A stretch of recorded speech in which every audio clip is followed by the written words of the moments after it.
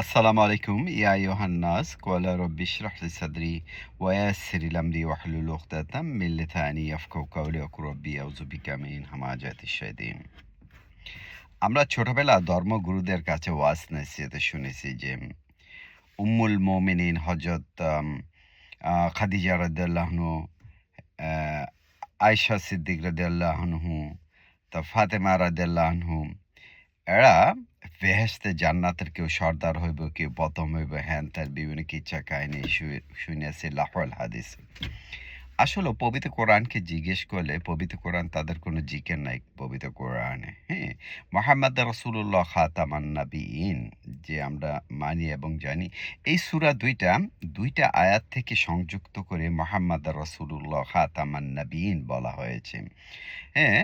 মুহাম্মদ রাসূলুল্লাহ সূরা আল ফাতিরের ২৪ নম্বর আয়াতে এবং সূরা আল আহজাবের ৪০ নম্বর আয়াতে যেটা খাতামান নাবিয়িন। এই বিশ্বের যত মুসলমান আছে ২০০ কোটি মুসলমান সবাই তো মুহাম্মদ রাসূলুল্লাহ খাতামান নাবিয়িন জানে। তাহলে এই আয়াত ২টা সংযুক্ত আল্লাহ কি জানে না? আল্লাহ একলগে করতে পারতেন না? অথচ সূরা আহজাবে আছে খাতামান নাবিয়িন আছে আর সূরা ফাতিরে আছে মুহাম্মদ রাসূলুল্লাহ। এখন মুহাম্মদ রাসূলুল্লাহ খাতামান নাবিয়িন বানাইছে। এটা ঠিক না? আল্লাহর সাথে খুদদারি করা হয়। আর বেহেশতের মধ্যে এই যে ফাতেমা রাদিয়াল্লাহু আনহু সর্দার হবে, কেউ প্রথম হইবে, তাকে প্রথম ঢুকাইবে। অথচ কোরআন বলে নাই। কোরআন কাকে বলছে? সূরা আল ইমরানের ৪২ নম্বর আয়াতে আল্লাহ পাক বলছেন, ফেরেশতাগণ বলল যে, তোমরা স্মরণ করো যখন ফেরেশতাগণ বলল, হে মারিয়াম তোমাকে আল্লাহ মনোনীত করেছেন এবং বিশ্ববাসী যত মহিলা আছে তাদের মধ্যে ইবনে মারিয়ামকে শ্রেষ্ঠত্ব দান করেছে। ইবনে মারিয়াম হচ্ছে বিশ্বের সমস্ত নারীদের মধ্যে শ্রেষ্ঠ। ইবনে মারিয়াম সূরা আল ইমরানের আপনি এই নাম্বার পড়ে থাকেন। কিন্তু আমাদের ধর্মগুরু ওলামাইগণ ওয়াজ নসিহতে এই আয়াত কখনো এটা মানুষকে বলে না। কেন? আল্লাহ তো বলছে, আল্লাহ কাউকে লজ্জা পান না, কাউকে ভয় করেন না। আল্লাহ মনোনীত করেছেন ইবনে মারিয়াম হযরত ঈসা আলাইহিস সালামের মাকে সারা বিশ্বে সমস্ত নারীদের উপরে শ্রেষ্ঠতম দান করছে।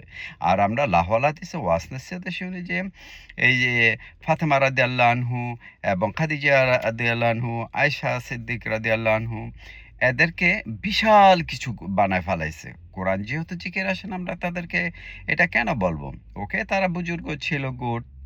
কিন্তু আল্লাহ যাকে মনোনীত করেছেন, বিশ্ববাসীদের উপরে শ্রেষ্ঠতম দান করেছেন ইবনে মারিয়াম হযরত ঈসা আলাইহিস সালামের মাকে সূরা আল ইমরানের ৪২ নম্বর আয়াত আপনি পাঠ করে দেখেন।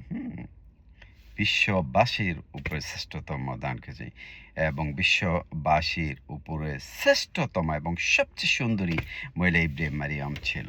এটা আল্লাহ নিজে মনোনীত করছেন। আলহামদুলিল্লাহ। এই জন্য কোরআন পড়তে হবে।